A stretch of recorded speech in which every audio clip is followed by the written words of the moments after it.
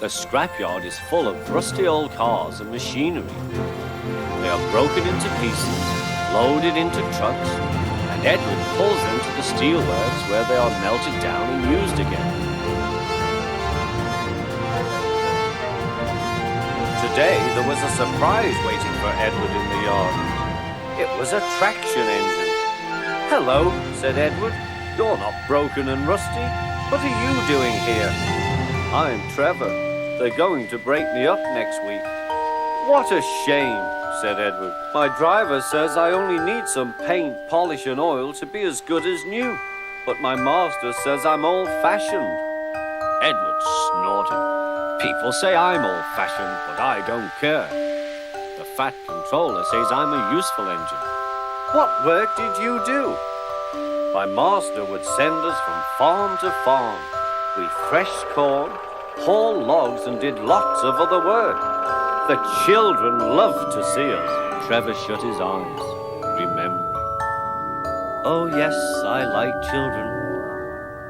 Edward set off for the station. "Broken up, what a shame. Broken up, what a shame. I must help Trevor, I must."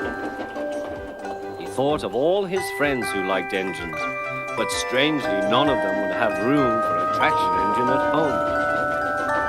"It's a shame," he hissed. Then, beep, beep! Why didn't I think of him before? There, on the platform, was the very person. "Hello, Edward. You look upset. What's the matter, Charlie?" he asked the driver. "There's a traction engine in the scrapyard, Vicar. He'll be broken up next week. Jem Cole says he never drove a better engine." "Do save him, sir. He saws wood and gives children rides." "We'll see," replied the vicar. Jem Cole came on Saturday. "The Reverend's coming to see you, Trevor. Maybe he'll buy you." "Do you think he will?" asked Trevor hopefully. "He will when I've lit your fire and cleaned you up." The vicar and his two boys arrived that evening. Trevor hadn't felt so happy for months. He chuffered about the yard. "Show your paces, Trevor," said the vicar.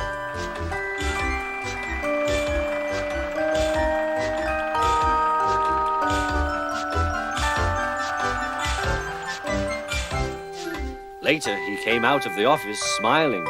"I've got him cheap, Jem, cheap." "Do you hear that, Trevor?" cried Jem. "The Reverend saved you and you live at the vicarage now." "Peep, peep," whistled Trevor.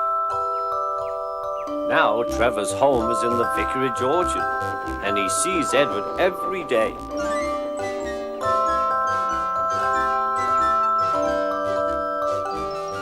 His paint is spotless and his brass shines like gold. Trevor likes his work, but his happiest day is the church fete.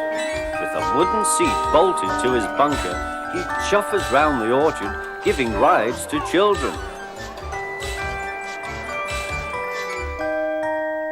Long afterwards, you will see him shut his eyes, remembering. "I like children," he whispers happily.